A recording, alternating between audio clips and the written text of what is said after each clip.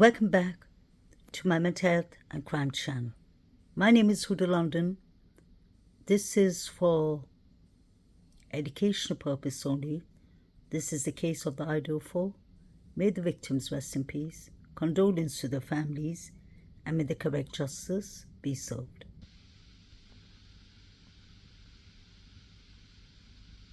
I'd like to start by thanking all my subscribers, my viewers, for all your comments, your kindness, support, and the respect you'll show one another, and especially the victims and their families. Today, I'd like to talk about something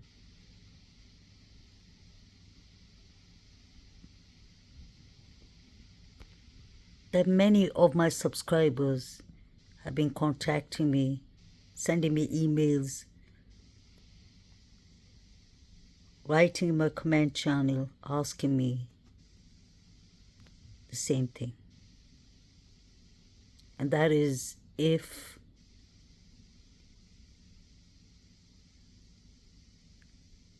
Kaylee or the other victims are actually alive and that they're in witness protection programs.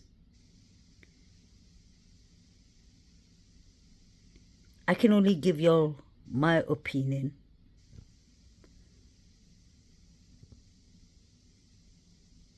This is one of the most complicated cases I've ever come across.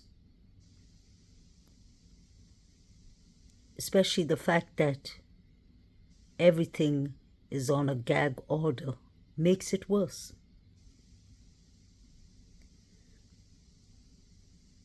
But I wish that was true. I really wish that Maddie, Kaylee, Ethan, and Zana were alive. I really wish they were in a witness protection program. But unfortunately, I do not believe that. And I'll tell you why I don't believe it. I do understand that some people believe that this is a cover-up. At times, I ask myself, the fact that the roommates did not call 911 for 8 to 9 hours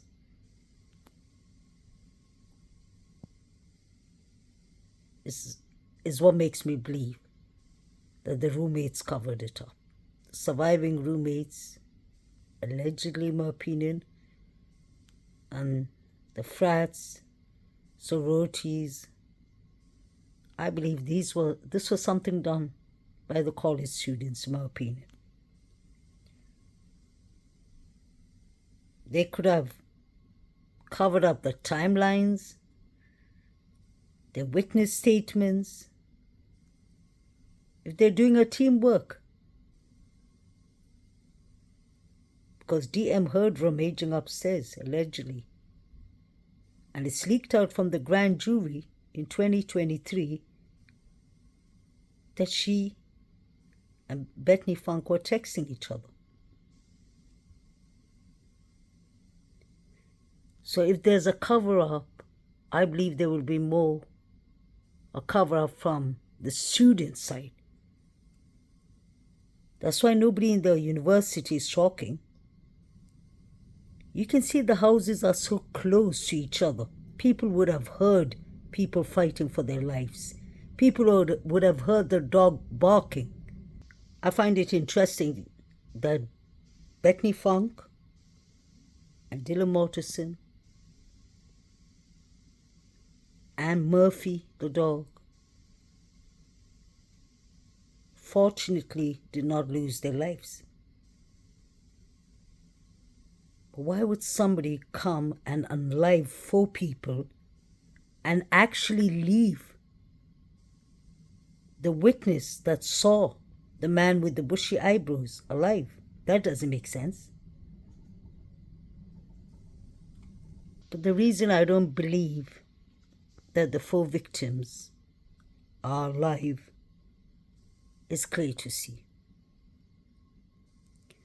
Let's start with the fact that this case has costed over $1 million.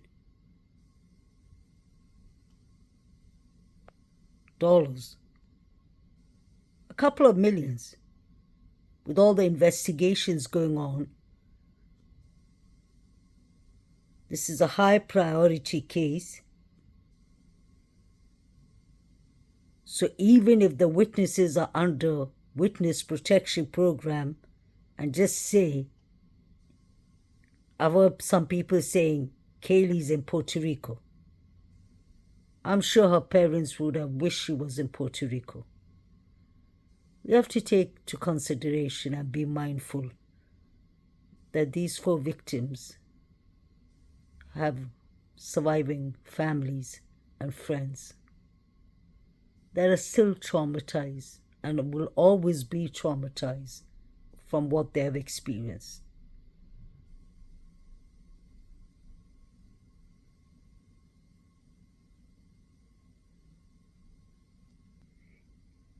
If the 4 victims were alive and the FBI kept them in some kind of witness protection program, they wouldn't have need to go through all this trouble of having a court case and framing Brian Koberger. This costs them millions of dollars. And I don't think Steve G would have been allowed to open GoFundMe's for Kaylee's car if she was alive, and open a GoFundMe that is raising $70,000 for the G family, Kaylee's family, and Maddie's family. They have started raising money too. And Xana's family. They all are raising money so that they can go to the trial. I don't think any FBI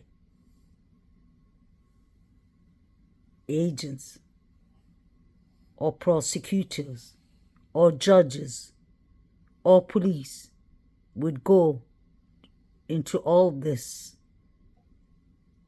trouble to put the victims in a witness protection program, and then to make a fake trial. Because if they're alive, just say if Kaylee, Maddie, Xana, and Ethan are not unalived, like people are saying on social media.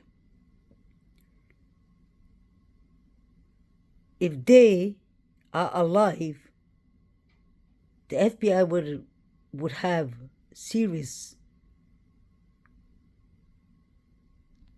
actions from court.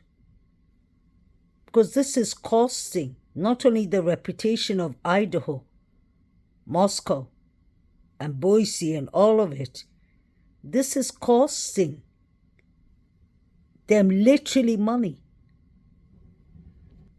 It's the taxpayers' money that is paying for the trials. So let's think. Do we honestly think that they're going to select a jury for shall we call it a fake trial? Because if the victims are alive, Idaho, Moscow wouldn't have gone through this. Their reputation is on the line. 40% to 45% of the income that comes into Idaho, Moscow, comes from Idaho College. The students work there and they pay tuitions. And like Steve G said in the beginning, And you could see his emotions was literally high up there when he said, I sent my daughter to college to get an education. I did not send my daughter to college to come back in a box. May she rest in peace. So guys, remember, this is hurtful. I personally do not believe that any of the 4 victims are alive. I wish they were alive. That would have been the happiest news I would have got for the last 3 years. I don't think that is true, unfortunately. Somebody needed Kaylee to be there that night. And I really do believe Kaylee had a stalker.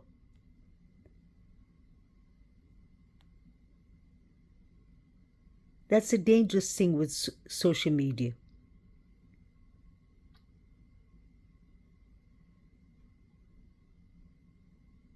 We forget that the world is watching us on Instagram, Snapchat, WhatsApp, whatever apps we're using. Kaylee had to be one of the main targets, I personally believe.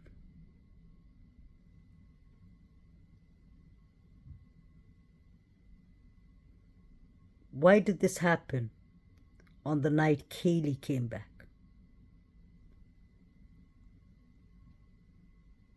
Allegedly, Kaylee was DM's +1. So I would have been more bothered about who asked DM to call Kaylee as a +1. I'm more focused on what was the relationship between the 5 girls living together. Let's take out Ashlyn Couch for a minute. There were 5 girls living together. What was the relationship between them? Was there bullying? Was there hazing? Like we saw on Halloween with DM? Was that just one incident, or did it happen more often than we think? Was Kaylee having any issues with the other roommates or the surviving roommates? Why was she studying from home? She wasn't done studying. I've heard some people saying Kaylee was done. No, Kaylee wasn't done. She was almost done. Kaylee had a couple of exams left. And her father said she was studying from home. I wonder why. The vape manager who said Kaylee had a stalker said he's seen Kaylee and Maddie 6 to 7 times. He's spoken to them, and they told him the stalker was last stalking Kaylee near the corner club at Main Street. They said it was during the daytime. What was happening at the corner club?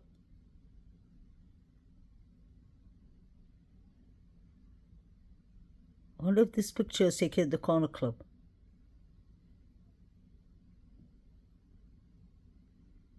I wonder how Jack D felt about Kaylee moving to Austin, Texas. She got a nice job. She's doing well for herself.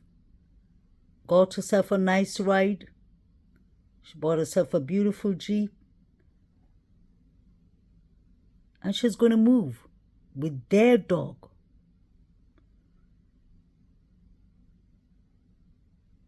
How did Jack D feel, I wonder?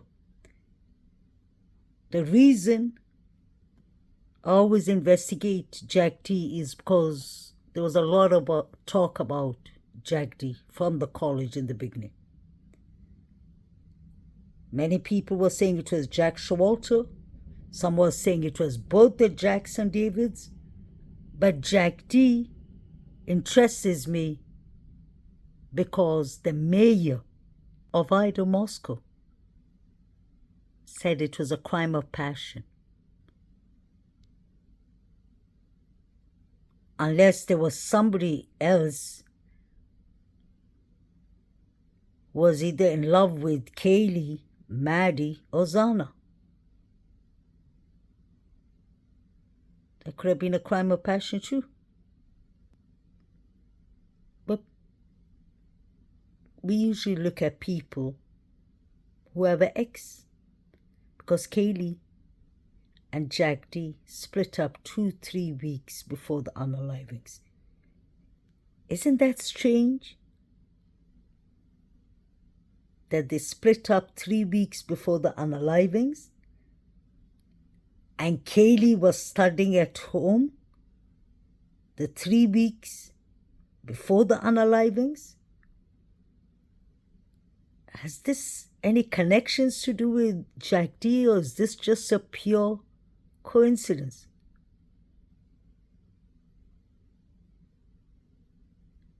Maddie and Kaylee called Jack D 10 times.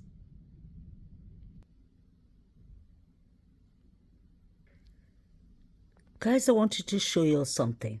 Pay attention to Jack D's nails. I know this picture was taken a long time ago. Does he have a nail polish? I wonder if he had a accident.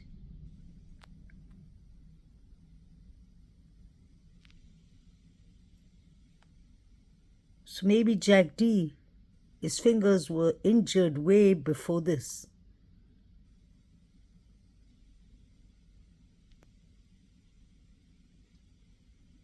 Kind of strange.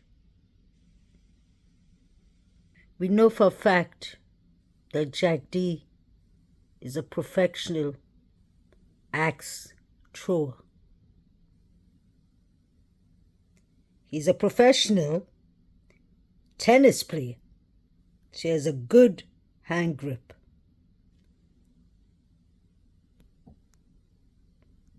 And his alibi was Adam. And Adam's alibi was Jack D. I don't think WSU Kim was lying about Jack D. She said that Jack D told one of his friends, his girlfriend, to lie and say that he was, I don't know, at their place or somewhere. But he was trying to fix the alibi for himself, and that could make sense. I wonder if he got injured playing with the axe. His hand looks terrible.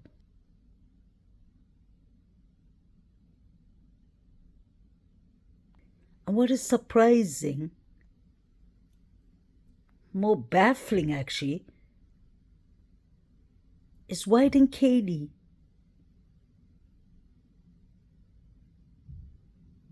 his ex-boyfriend Jack D called Kaylee's parents and Maddie's parents to tell them the next day when he heard that they were unalived? Kaylee's mother said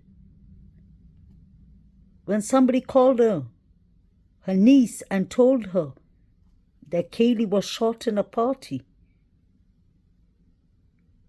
and that Kaylee was unalived, she said, if that happened, Maddie would have called me. And then she said, if that happened, Jack D would have called me. Why didn't Jack D call?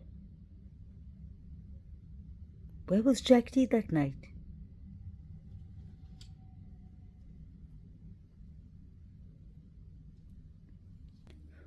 Why didn't the surviving roommates come to the memorial? Bethany Funk had so much beautiful things to say about Maddie, and I'm sure she loved Maddie. But why didn't they pay a tribute to their roommates? I wonder if they went to their funerals. I know for a fact that Bethany Funk has gone back to Nevada.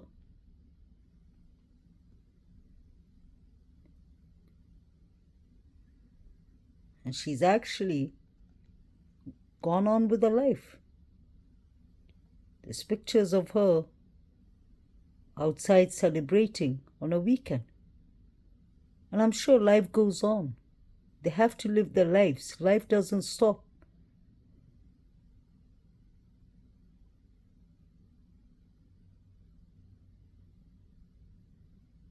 But I wonder, what are they living with? Survivor's guilt? Are they living under threats? Possibly. Do you all remember in the beginning that the defense attorney, Ann Taylor, said they needed to talk to Bethany Funk, one of the surviving roommates, because she has exculpatory evidence.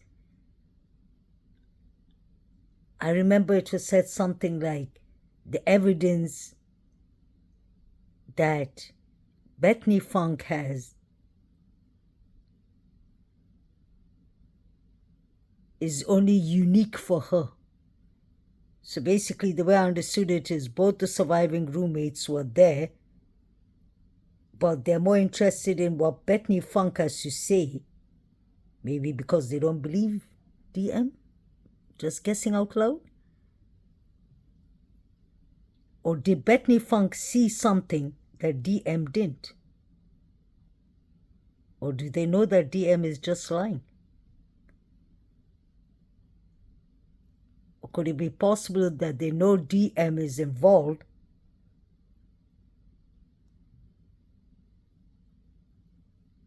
and BF is not, and maybe they want BF to turn on DM? And the other reason I don't believe any of the 4 victims are alive, I really believe they are unalived,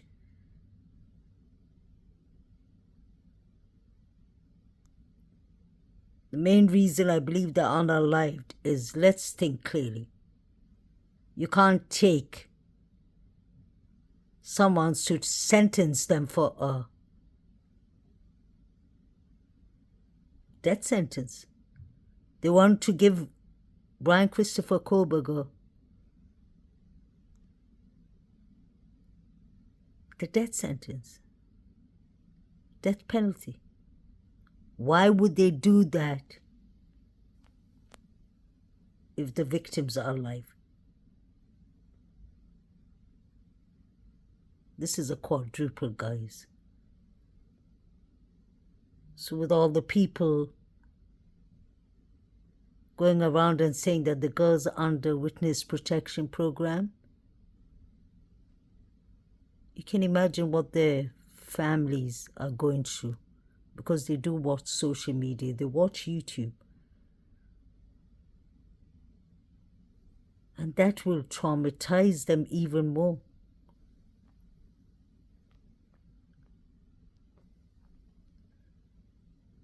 You don't need to give them more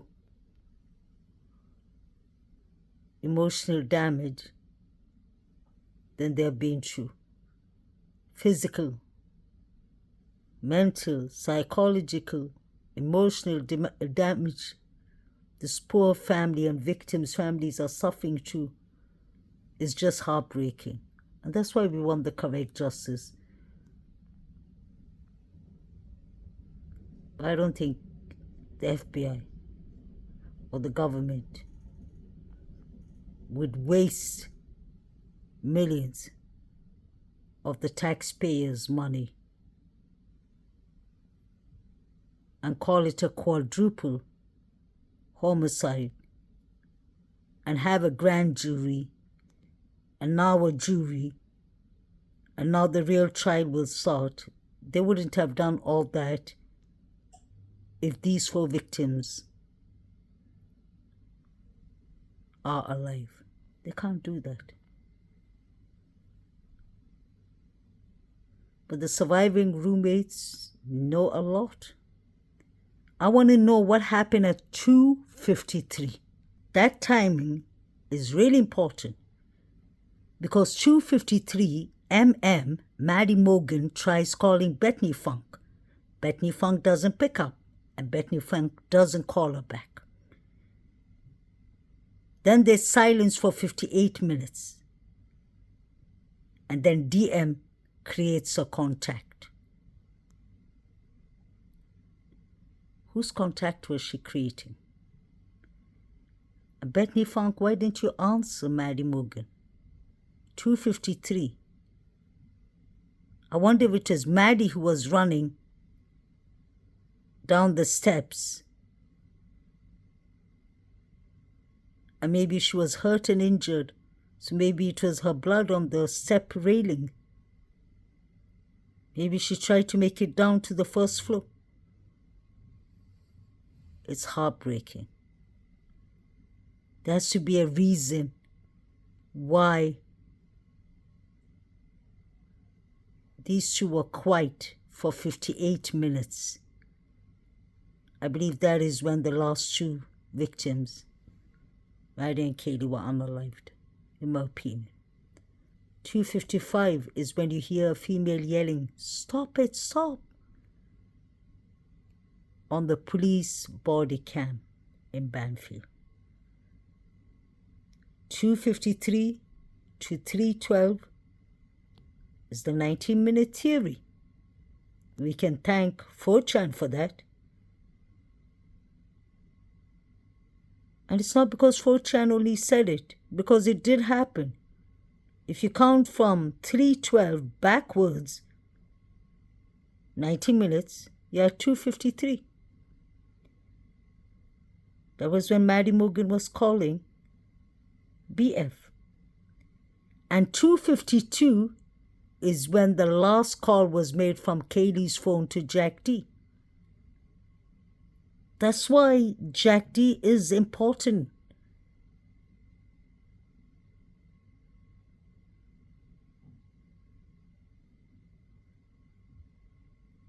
Why did they choose to call him?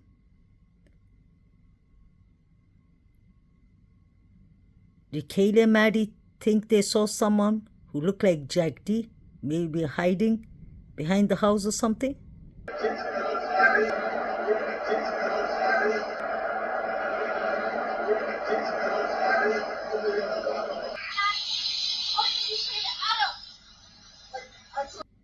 We're going to get you for this, Maddie.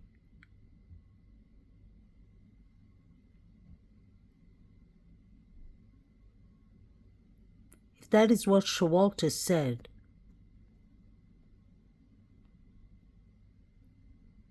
then that is a big issue. He actually threatened the girls. He didn't buy any food at the grub truck. He was keeping on trying to irritate Maddie. She even pointed her finger at him and said, "F you, mister." He wasn't escorting them home, in my opinion. He was sent to follow them home. And when they ditched him at the grub truck, he got really upset. And he left in a red car. I wonder if that was the red Mustang.